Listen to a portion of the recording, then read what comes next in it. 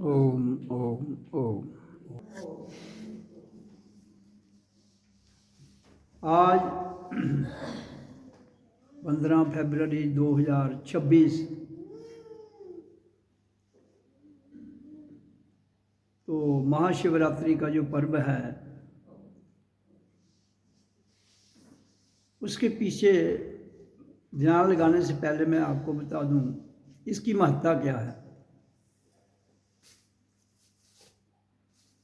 हर प्रकार का ज्ञान हमें प्रकृति में मिलता है। मानना हो, जानना हो, या उसे प्रथा में लेना हो, या रीति रिवाज में उसको करना हो, ये सारे का सारा जो प्रोग्राम है ये प्रकृति में है। पुरुष में ऐसा कुछ नहीं है। प्रकृति जो है उसको कुदरत कहते हैं, माया कहते हैं। तो हमें हर चीज को प्रकृति में सेलिब्रेट करते हुए पुरुष से मिलना है। होता क्या है समाज का, ये सीमित प्रकृति तक ही रह जाते हैं। जो कुदरत है वहां तक ही सीमित रह जाते हैं। कुदरत इंडिकेशन है जो हमें ज्ञान देती है। जहां का मौसम, जहां का रूपांतर, मौसम का रूपांतर, जैसे साल में 2 बार दिन रात बराबर होते हैं और 2 बार ही, एक बार दिन लंबा होता है और एक बार रात लंबी होती है। तो ये 4 मौसम हैं, सर्दी, गर्मी, पतझड़ और बहार। ऐसे तो 6 हैं, हेमंत ऋतु भी है और एक और है भी, शिशिर ऋतु, हेमंत ऋतु, तो 6 हैं। लेकिन मेन जो है वो 4 ही हैं। तो दिशाएं 4 हैं, मौसम 4 हैं, सीजन भी 4 है, और रातों का कम होना, समभाव में होना, वो भी 4 क्रियाओं में बदला जाता है। तो हमारा शरीर भी 4 ही है, नॉर्थ, साउथ, ईस्ट और वेस्ट।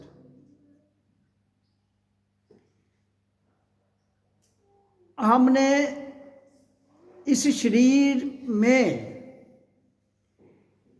जो भी तांत्रिक प्रणाली रखी गई है, ज्ञान तंत्र है इसमें, लोकतंत्र है इसमें, प्रजातंत्र है इसमें, योग तंत्र है। तो ये सारे जितनी भी व्यवस्था है शरीर में है। अब ज्ञान सीखा, सर्वप्रथम ज्ञान कहाँ से आया? आदमी तो जब पैदा हुआ तो ये समय की धारा में खोज करते करते करते करते उसने ज्ञान किया। फिर जिसमें ये सीजन उनको जाना, समय को जाना उसने, और उसके आधार पर अपनी खोज करते करते उसको भीतर से ही ज्ञान होता गया। आज जो साइंस, जो हमारी फिजिक्स है, क्वांटिटेटिव फिजिक्स है, केमिस्ट्री है, ये जितना भी ज्ञान इंसान ने, ऋषि मुनि ने, संत महापुरुषों ने अंदर से जो आवाज निकाली, वही आज इसको प्रमाणित कर रहे हैं अपनी लैब में प्रैक्टिकल करने के बाद। जैसे जिस चंद्र पर जा रहे हैं लोग और मंगल पर जा रहे हैं, तो ये सारे का सारा सिस्टम क्या है?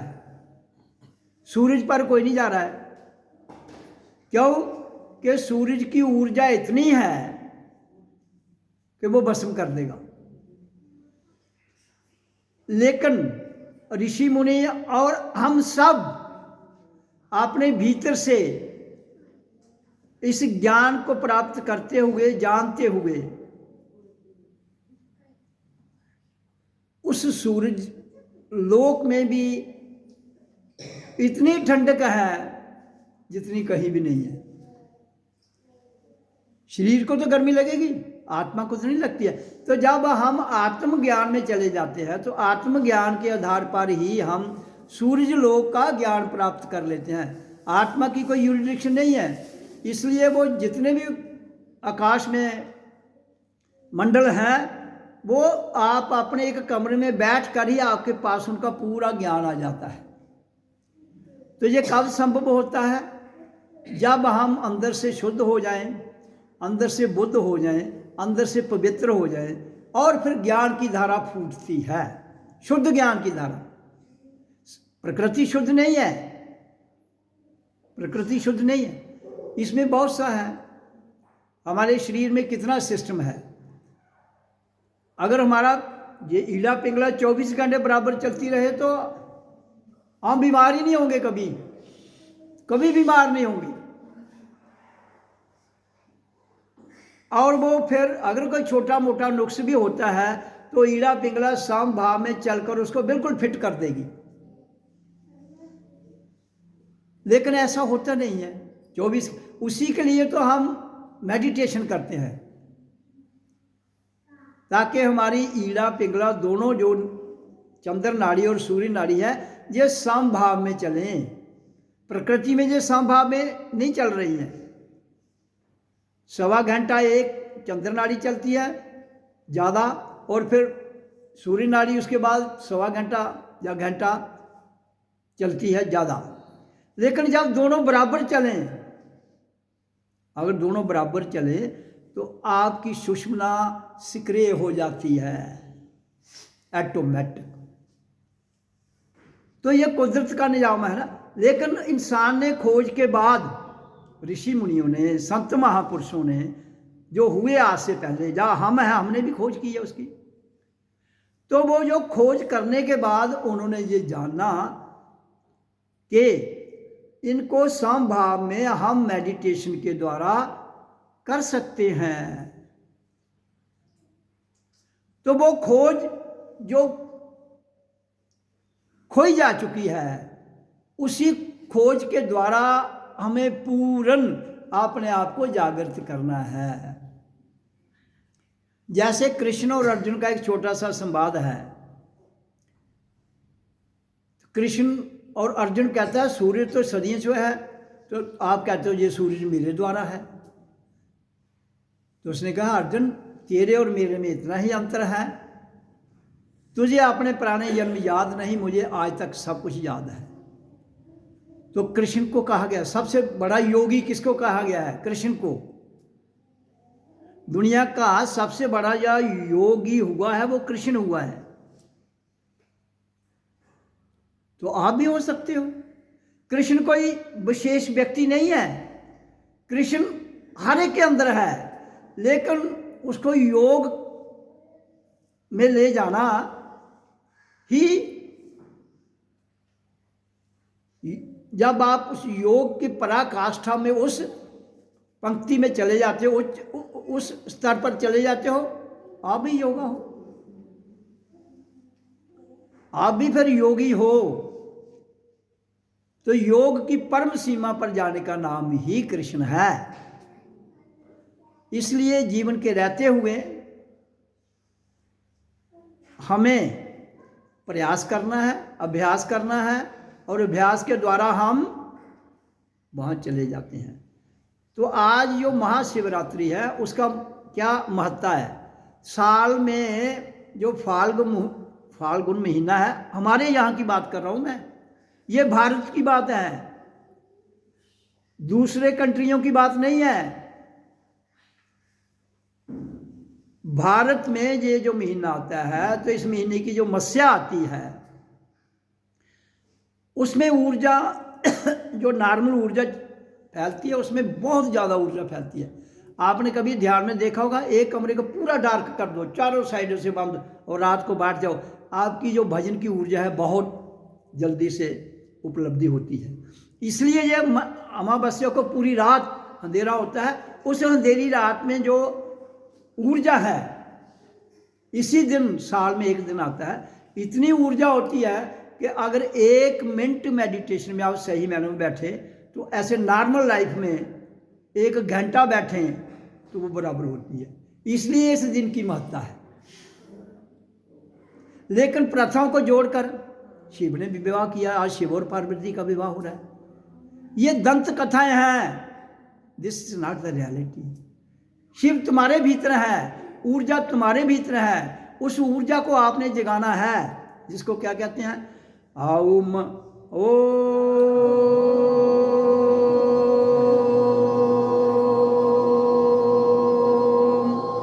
नमः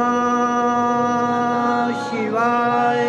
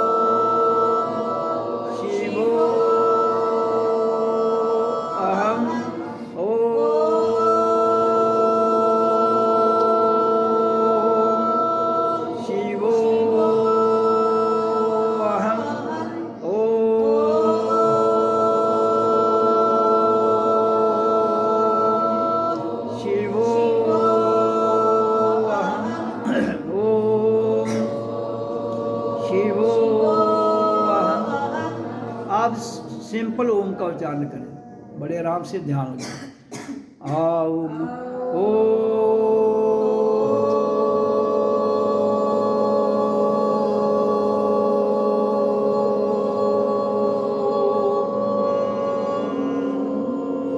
तो श्वास को भर लो फिर।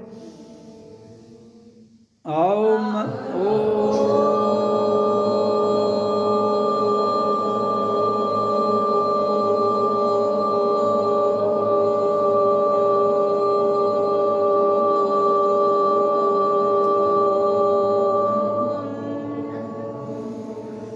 भर लो श्वास अंदर।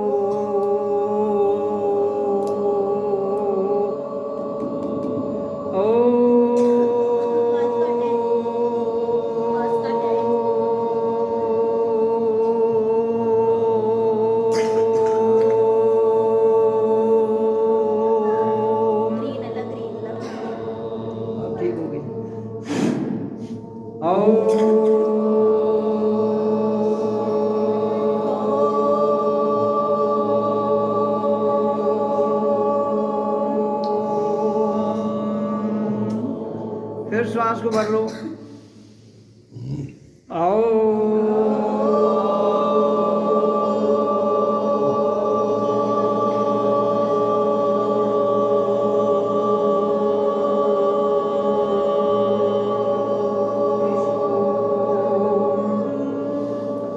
फिर श्वास को भर लो।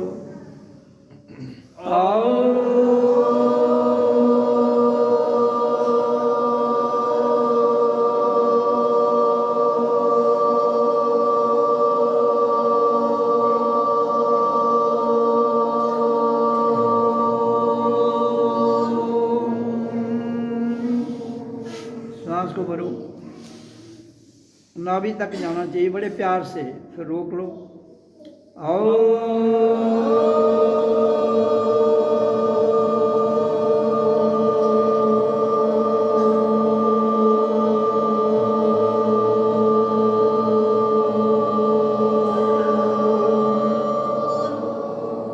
भरो श्वास को।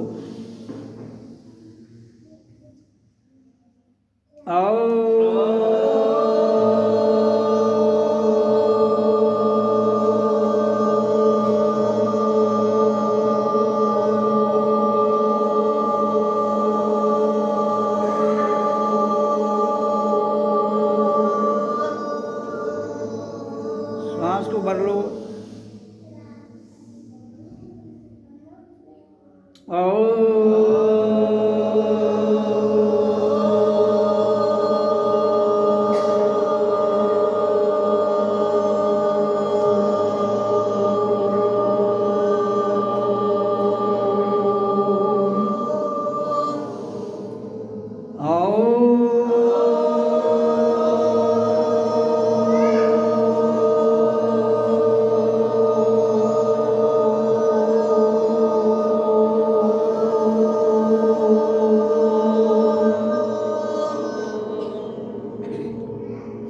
श्वास को भर लो।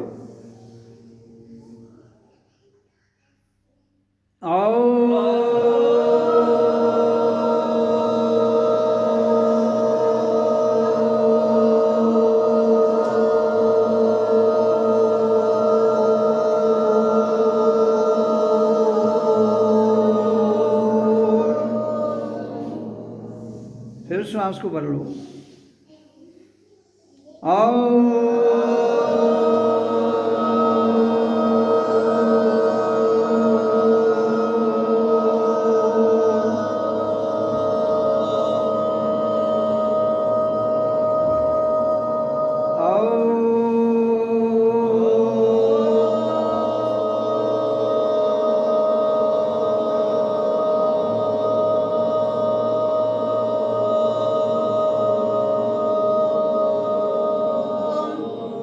श्वास को भरो।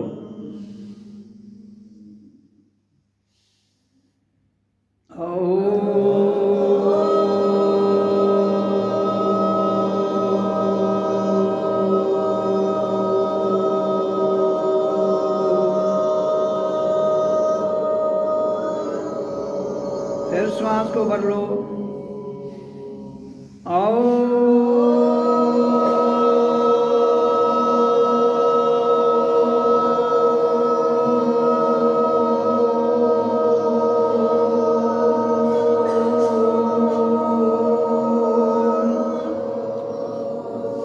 श्वास को भर लो।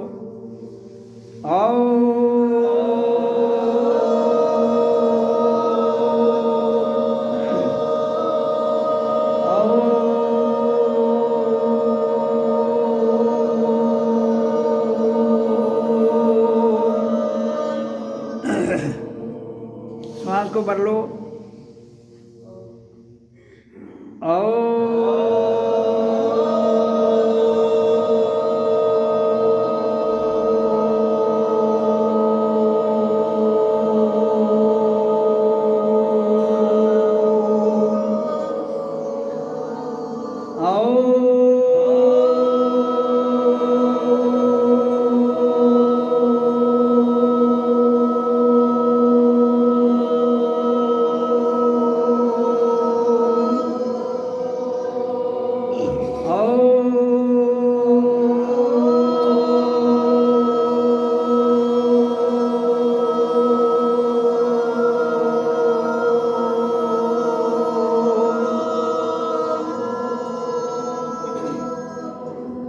श्वास को भर लो।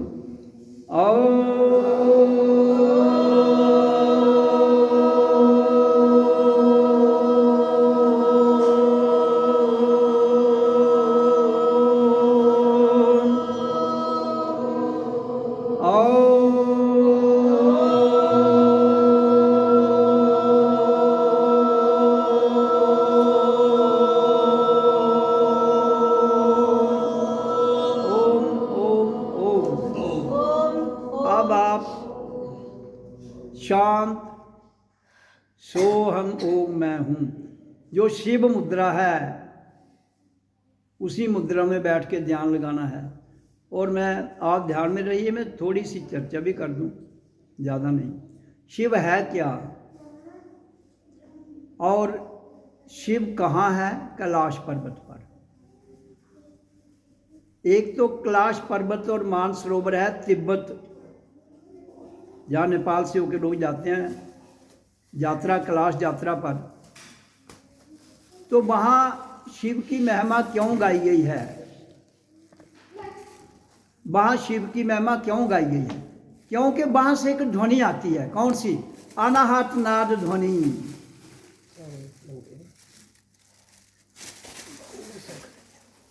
जो पिंडे सो ब्रह्मंडे, ये सुना है आपने? जो पिंडे सो ब्रह्मंडे। तो जिस तरह उधर वो अनाहत नाद ध्वनि आ रही है, जो ध्वनि 24 घंटे आपके भीतर भी चलती है। आपके अंदर कैलाश पर्वत कहाँ है?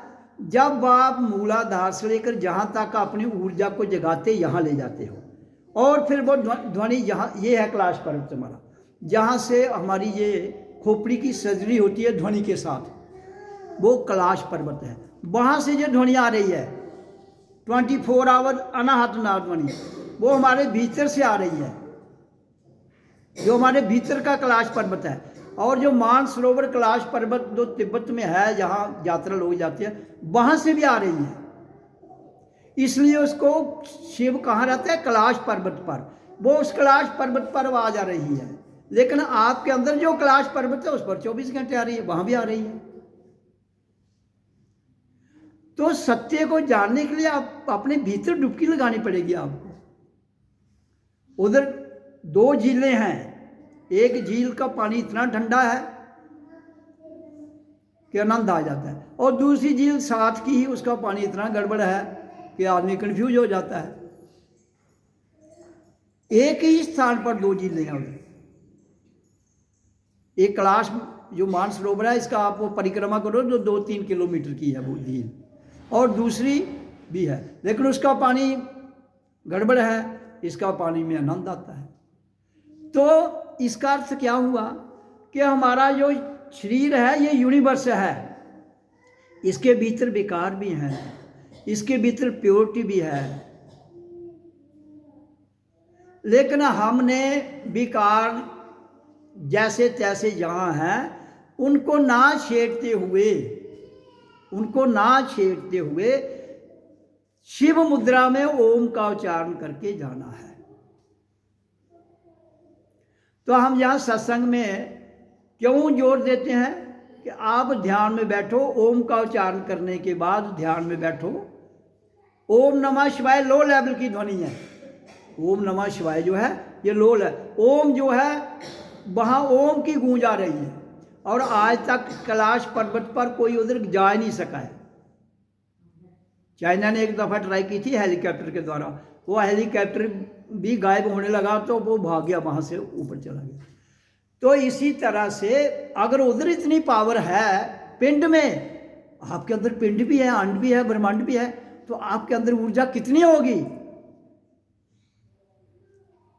लेकिन अब शिव ऊर्जा को जब आप पत्थरों में घुसेड़ दोगे, जब आप अपनी मान्यताओं में घुसेड़ दोगे, जब आपने रीति रिवाजों में घुसेड़ देगो, तो वो ऊर्जा कभी भी नहीं आप जगा पाओगे, कभी भी नहीं। हाँ, अगर आप मेडिटेशन में जाते हो तो जागती है वो। इसलिए इस रात को अगर पूरी रात आप जागो, तो उन्होंने कहा कि जिस संसार तो इतनी भक्ति कर नहीं पाएगा, तो ये महाशिवरात्रि है, इसी दिन तो पूरी रात जागे। लेकिन हम तो ये कहते हैं शिव की ऊर्जा सदैव है, उसको जगाइए। तो फिर जहां मर्जी रहिए, आप शिव हैं। कैलाश पर्वत पर जाइए, यहां रहिए, क्योंकि इंसान के पास तो हर ऑप्शन है, हमारे पास हर ऑप्शन है, सब कुछ है। इसलिए अपने भीतर डुबकी लगाइए, फिर शिव को मिल लीजिए, शिव हो जाइए। कृष्ण को मिल लीजिए, कृष्ण हो जाइए। राम को मिल लीजिए, राम हो जाइए। या और भी कोई महापुरुष संत हुए हैं अपने अपने समय पर डुबकी लगाइए, वो हो जाइए। तो ये मैंने चर्चा की। अब ध्यान में सोहम ओम मैं हूं, ये कीजिए।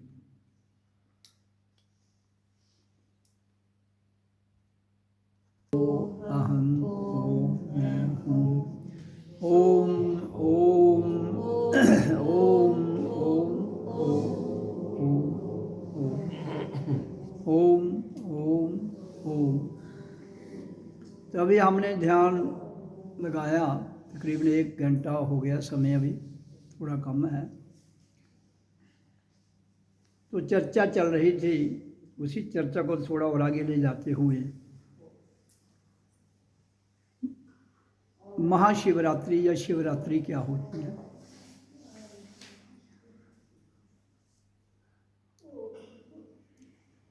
एक होता है शब, शब होता है जिसमें कोई ऊर्जा ना हो। शिव होता है उस शब में जब ऊर्जा आ जाती है उसको शिव कहते हैं। और शिव की ऊर्जा वो कल्याणकारी होती है। ऊर्जा तो सब में है।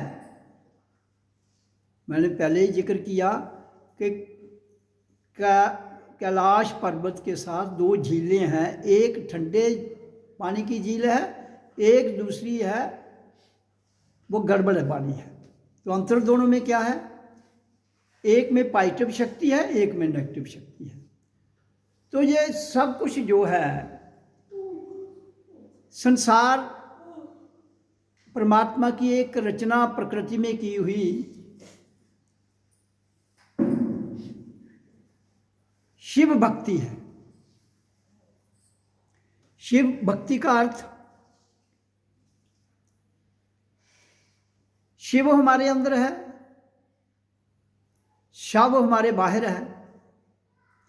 हम शव को, शव का मतलब है जो इंसान सोया हुआ है, जिसकी कुंडलिनी शक्ति सोई हुई है, वो देह धारण करने के बावजूद भी शव है। तो जो उस कुंडलिनी को जगाता है और जब वही ऊर्जा हमारी बिरकुटी में आ जाती है तो वहां कर वो शिव बन जाती है। अब आप जो शिव का वो फोटो या प्रतिमा देखते हो, उस पर शिव कहाँ बैठता है? आसन पर दिखाया गया है ना।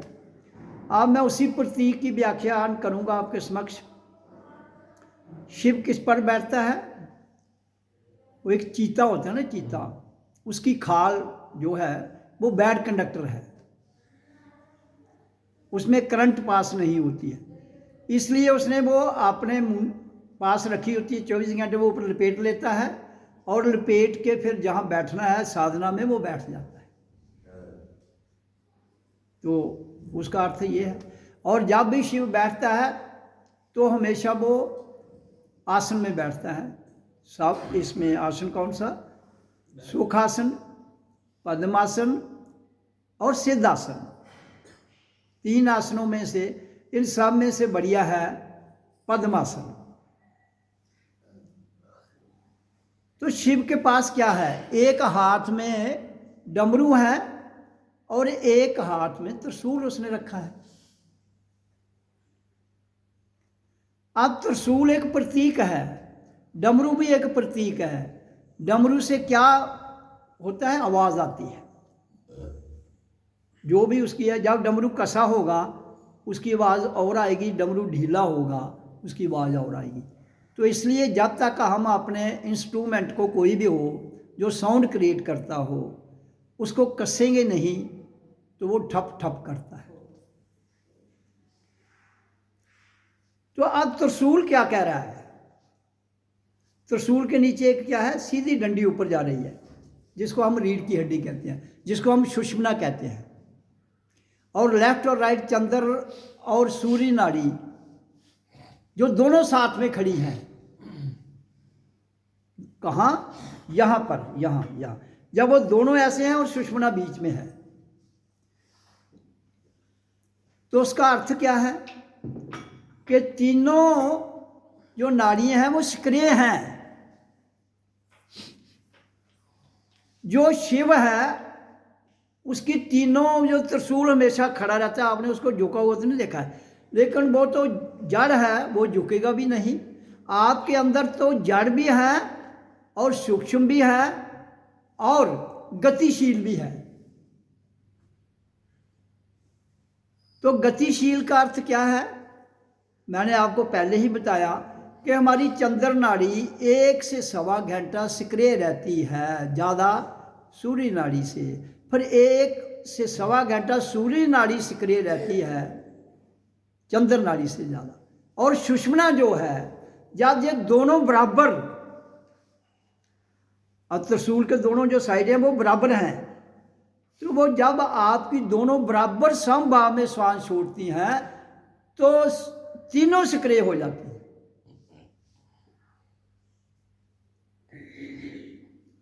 तो शिव जो प्रतीक है, हमने उस प्रतीक को ही सत्य मान लिया। प्रतीक का अर्थ हमने पहले ज्ञान प्राप्त करना है कि इसका मतलब क्या है। ज्ञान प्राप्त करने के बाद हमें ये जानना है कि इसको अचीव कैसे किया जाता है, प्रत्यक्ष में, प्रैक्टिकली, अभ्यास, अनुभूतियां। हमारे पास ग्रंथ हैं, पुराने ग्रंथ, प्राचीन, जिनमें आप जब इसको पढ़ोगे, जो ये ग्रंथ लिखेंगे, जैसे शिव पुराण में ये बात आएगी, लेकिन जो दूसरा जो भैरव तंत्र है, जिसको कहते हैं कि शिव जी ने पार्वती को कहानी सुनाई, ऐसा कुछ नहीं है। वो एक ही व्यक्ति, जैसे आप सब इंडिविजुअल एक एक हैं, आपके अंदर ही शिव और पार्वती है, आपसे अंदर ही वो भैरव तंत्र का सारा ज्ञान शुरू होता है। वो करके देख लो आप। हाँ, किताबों से आपको गाइडेंस जरूर मिल जाएगी। तो जैसे हम प्रत्यक्ष में आपको गाइडेंस भी देते हैं, प्रैक्टिकल भी करवाते हैं। किताब आपको प्रेरणा देगी, गाइडेंस करेगी, लेकिन आपका मसला हल नहीं करेगी। मसला आपके भीतर बैठा हुआ गुरु करेगा। लेकिन गुरु कब करेगा? जब आप सुषुप्त शक्ति को, जो सोई हुई है, उसको जगाओगे, वो शव है, उसको जगाओगे तो यहाँ लाओगे तो वो शिव बन जाएगी। जब ऊर्जा हमारी शिव आज्ञा चक्र में आ जाती है तो आपके ज्ञान चक्षु खुल जाते हैं। फिर उन ज्ञान चक्षुओं के द्वारा तुम्हारा रास्ता खुल जाता है और ज्ञान अंदर से आना शुरू हो जाता है। अपने आप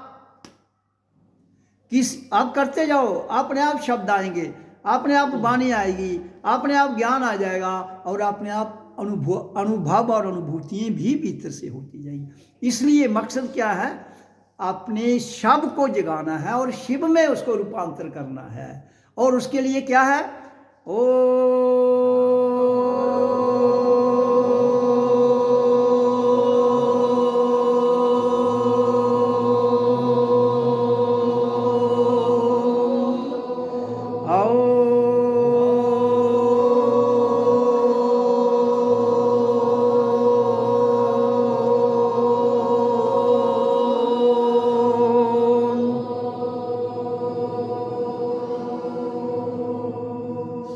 तो मैं विश्व में जितने भी सनातनी हैं, ये उनको इस मंच से बताना चाहता हूँ कि आज जो महाशिवरात्रि का पर्व आप मना रहे हो, प्रतीक से हटकर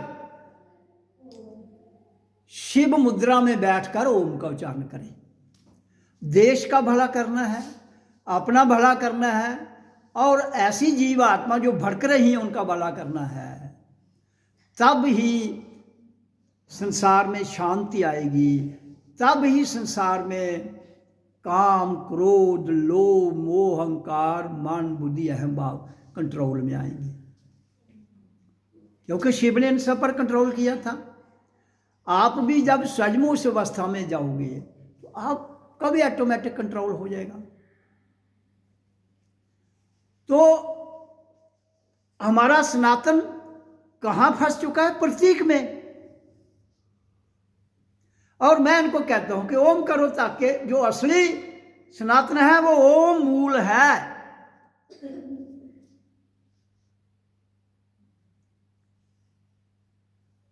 और उस मूल को जगाने की जरूरत है। उस मूल में आप जाकर सो चुके हो तो शव हो गए हो। तो शिव बनने के लिए आपको इस ओम की ध्वनि से और अपनी प्राण वायु को लंबा छोड़ने से और लंबा खींचने से आप इस शव जो आपके मूलाधार में बैठा है वो शिव प्रकट हो जाए। होगा कहाँ? ये आज्ञा चक्र। तब सनातन जिंदा रहेगा रियलिटी में, इन रियल सेंस, जो अपने आप को सनातनी कहते हैं। ये मेरी उनको इस वाणी के द्वारा जगाने की जरूरत है। करिए। प्रतीक में फंसे रहने से आप अंधश्रद्धा में रहेंगे, आप विश्वास में चले जाएंगे, जान नहीं पाएंगे। तो ये रास्ता करके जानने का है, मानने का नहीं है भाई। शिव को जानने के लिए आपको ओम का उच्चारण करने पड़ेगा। शिव को जानने के लिए आपको अपने भीतर जाना पड़ेगा। तब इस महापर्व की महत्ता जो है वो कायम रहती है। आप प्रतीक को पकड़ के, आप त्रिशूल को पकड़ के डंडा लेके चलते रहोगे, किसी का पेट तो फाड़ सकते हो, शिव नहीं बन सकते हो। इसलिए शिव बनने के लिए प्रतीक की भी जरूरत है। मैं कहूँगा ये नहीं कि प्रतीक नहीं चाहिए, लेकिन प्रतीक में फंसना गलत है। आपके रस्मों रिवाज सारे भौतिकता में है, आपकी मान्यता सारी भौतिकता में है, और आप कैसे कंट्रोल कर पाओगे अपने काम को, क्रोध को, लोभ को, मोह को, अहंकार को? कभी नहीं कर पाओगे। आप जितने लोग प्रतीक में फंसे हुए हैं, मैंने तो आज तक अपने जीवन में किसी आदमी को नहीं देखा है। बहुत लाखों लोगों से मिला हूं, करोड़ों लोगों से मिला हूं, जिन्होंने काम, क्रोध, लोभ, मोह, अहंकार, मान, बुद्धि, अहम भाव को कंट्रोल किया है। उल्टा बड़ा होगा। शिव को जो मानने वाले हैं उनका ये काम भी बड़ा होगा, क्रोध भी बड़ा होगा, लोभ भी बड़ा होगा, मोह भी बड़ा होगा, और ईगो प्रॉब्लम तो पहले ही बहुत ज़्यादा है, वो भी बड़ी होगी। तो फिर तुम उस शिव का जो ये जितना भी सिस्टम कर रहे हो तो आप गलत दिशा में जा रहे हो। सनातन क्यों कमजोर हुआ? जहां कर मुगलों ने 200 साल राज किया, आपका सनातन कमजोर होने की वजह से ही तो 200 साल मुगलों ने राज किया। आपका सनातन कमजोर होने की वजह से ही तो 200 साल अंग्रेजों ने राज किया, और फिर भी नहीं जाग रहे हो आप, फिर भी वही प्रतीक। इसलिए जितने भी सनातन, हर सनातन, यहाँ हिंदू, मुसलमान, सिख, ईसाई, बौद्ध, जैन सब सनातन हैं, लेकिन जो असली सनातन थे वो अपना असल को छोड़कर नकल में डूब गए, तो बाहर की शक्तियां हावी होती गई, और उन्होंने इस भारत की संस्कृति को चुरा लिया और आपको प्रतीक में फंसा दिया। और आप प्रतीक में फंसने के बाद जो सोने की चिड़िया थी भारत, वो आज क्या बन चुकी?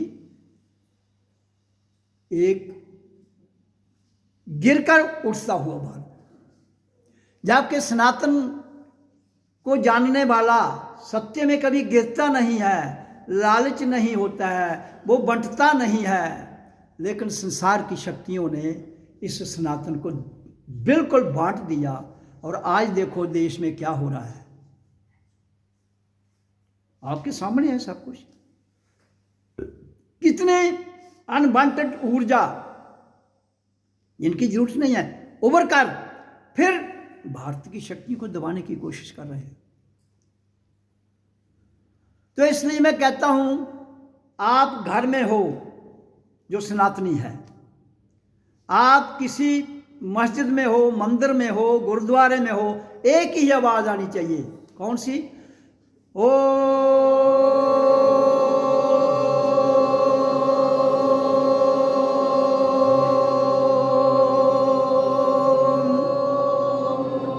नमः शिवाय।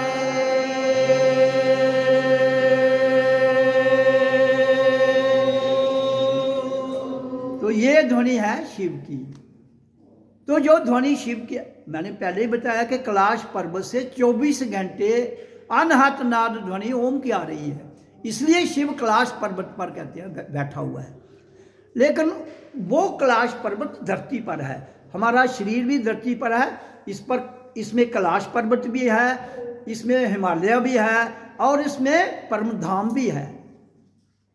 इसमें मूल भी है, इसमें अंत भी है, और अंत से परे अनंत भी है। हमारा शरीर इज ए कंप्लीट यूनिवर्स। तो इसके भीतर जाइए, it is a complete universe. तो इस यूनिवर्स में जाइए, आपको हर दुनिया का पैगंबर जो आज तक हुआ है इसके भीतर मिलेगा। ब्रह्मा हो, विष्णु हो, शिव हो, लेकिन पहले जाइए तो सही, डुबकी तो लगाइए। तो डुबकी लगानी है, कहता है ओम राम रस पीजा। खाली राम काम नहीं करेगा भाई, कितना मर्जी भी कर लेना। ओम राम, ओम रामाय नमः, ओम शिवाय नमः, ये लो लेवल के हैं। और ओम अनहत नाद ध्वनि वो उच्च कोटि की ध्वनि है, क्योंकि उसको करना नहीं पड़ता है, वो हो रही है। इनको करना पड़ता है, ओम नमः शिवाय को करना पड़ेगा, ओम शिवोहम को करना पड़ेगा। लेकिन जो अनहद नाद ध्वनि आपके भीतर से 24 आवर चलती है, उसको करना नहीं है, वो आ रही है। वो है शिव का असली डमरू, वो शिव का असली डमरू है। उस डमरू को अपने भीतर से उसकी आवाज़ सुनिए तो आपको समझ आ जाएगी कि शिव क्या है। हर शक्ति आपके भीतर है, कृष्ण आपके भीतर, राम का आपके भीतर, ब्रह्मा विष्णु शिव सब आपके भीतर। और जितने दुनिया के महापुरुष हुए हैं वो शरीरधारी ही थे, वो सब शरीरधारी थे जिन्होंने खोज की है। आप भी शरीरधारी हो, आप भी शरीरधारी हो। तो अंतर कहाँ है? मानने और जानने में। उन्होंने जाना, आप उनका जानना हुआ केवल मानने पर ही अपना धंधा चला रहे हो, तो सनातन कमज़ोर पड़ जाता है। सनातन आज भी, मैं आज से 38 साल पहले में शुरू किया था हमने ओम का उच्चारण। मैंने तब ही यही कहा था कि Om is the super, Om is the मूल। बेस भी वही है, सुपर भी वही है, और फिर उसके बाद अनहत नाद ध्वनि जो है वो परम धाम तक चली जाती है। तो आज शिवरात्रि और अगले संडे को महाशिवरात्रि होगी। ये हम कह रहे हैं जी। आज तो अगले संडे को भी बना रहा होगा, उस है साक्षात दिवस उस दिन मनाया जाता है सत्संग के द्वारा। तो साक्षात होना ही अपने गुरु को जानना है, उसको जगाना है। ओम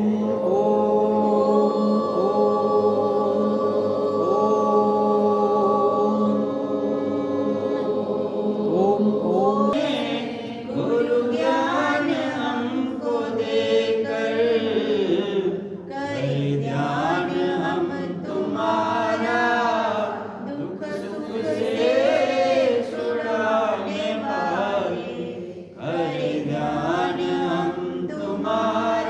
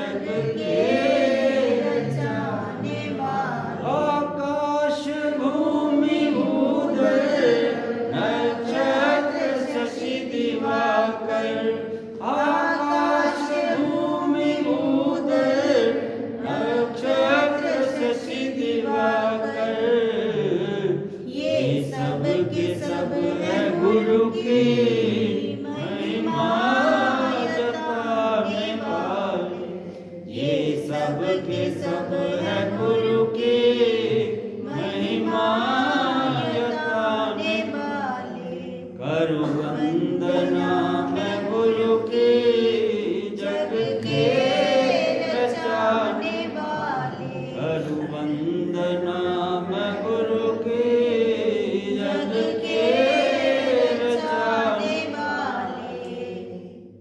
दुनिया के पाप दोषों से मुक्त बस वही है।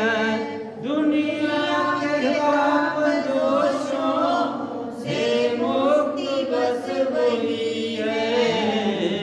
पदकंज में जो तेरे है लो लगाने वाले। पदकंज में जो तेरे है लो लगाने वाले। हरु वंदना मैं गुरु के जग के रचाने वाले। ज्योति स्वरूप तुम हो अंधकार मिटाने वाले।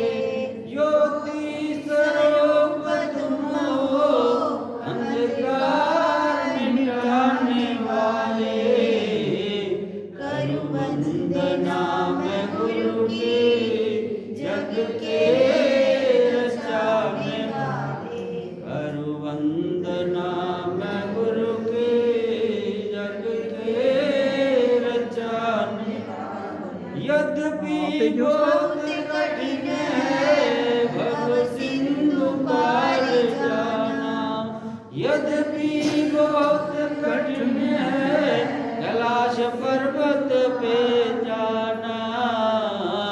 पर कुछ नहीं है चिंता वो पार लगाने वाले। पर कुछ नहीं है चिंता वो साथ चढ़ाने वाले। पर कुछ नहीं है चिंता वो साथ चढ़ाने वाले। हरु वंदना मैं गुरु की जग के रचाने वाले। ज्योति स्वरूप तुम हो अंधकार मिटाने वाले। ज्योति स्वरूप तुम हो अंधकार मिटाने वाले। करु वंदना मैं गुरु के जग के रचाने वाले। दिया ज्ञान नेत्र तुमने त्रिकुटी में दिव्य ज्योति। दिया ज्ञान नेत्र तुमने त्रिकुटी में दिव्य ज्योति। श्री संत रूप में हो ब्रह्म ज्ञान कराने वाले। श्री सतगुरु रूप में हो ब्रह्म ज्ञान कराने वाले। हरु वंदना मैं गुरु के जग के रचाने वाले। हरु वंदना मैं गुरु के जग के रचाने वाले। मैं हूँ शरण में तेरी अब क्या है नाथ तेरी। मैं हूँ शरण में तेरी अब क्या है नाथ तेरी। भक्ति को अपनी दे दो सतमार्ग दिखाने वाले। सेवा को अपनी दे दो सतमार्ग दिखाने वाले। महिमा को अपनी दे दो ब्रह्म ज्ञान कराने वाले। सत्संग को अपने दे दो ब्रह्म ज्ञान कराने वाले। सुमिरन को अपने दे दो ब्रह्म ज्ञान कराने वाले। हरु वंदना मैं गुरु की जग के रचाने वाले। ज्योति स्वरूप तुम हो अंधकार मिटाने वाले। ज्योति स्वरूप तुम हो अंधकार मिटाने वाले।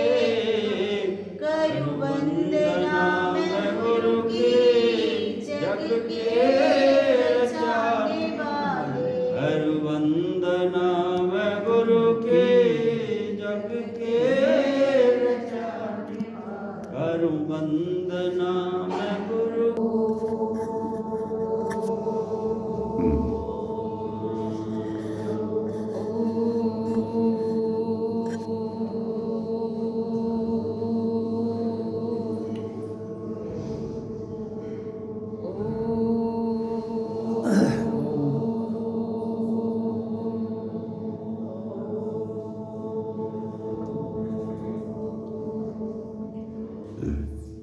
गुरु जी के चरणों में कोटि कोटि नमन और सभी भैया दीदी को मेरी तरफ से नमस्कार।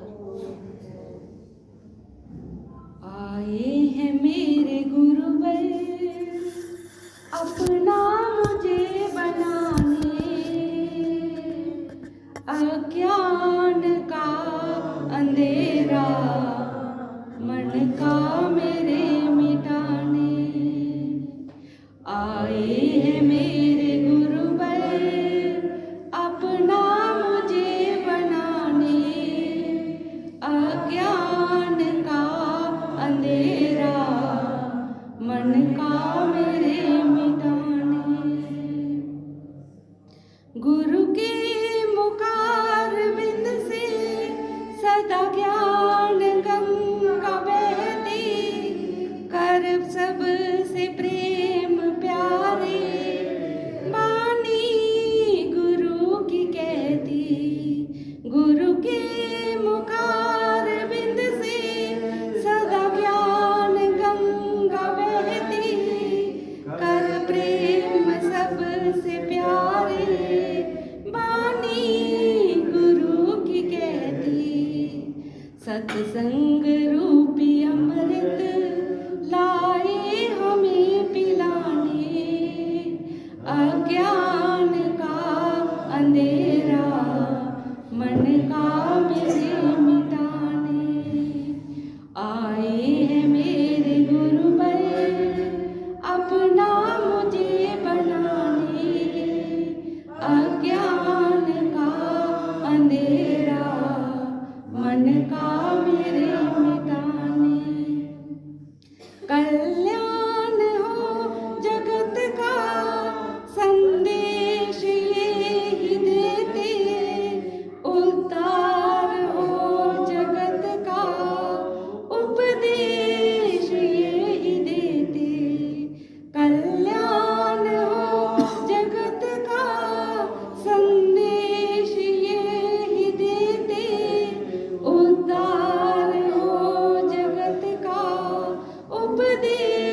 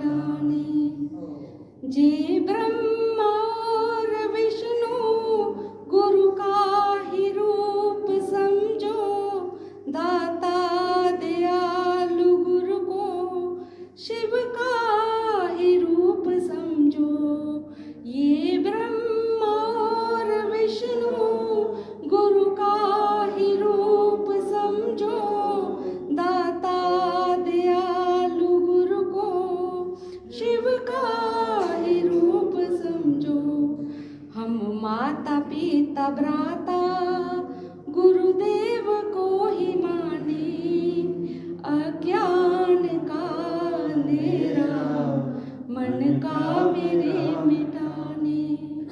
आए हैं मेरे गुरुवर अपना मुझे बनाने, अज्ञान का अंधेरा मन का मेरे मिटाने, अज्ञान का अंधेरा मन का मेरे मिटाने, अज्ञान का अंधेरा मन का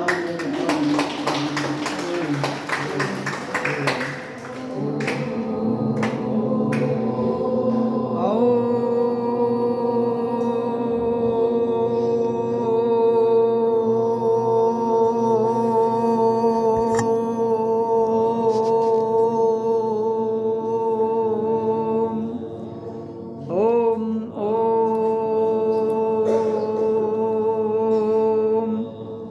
ओम ओम ओम।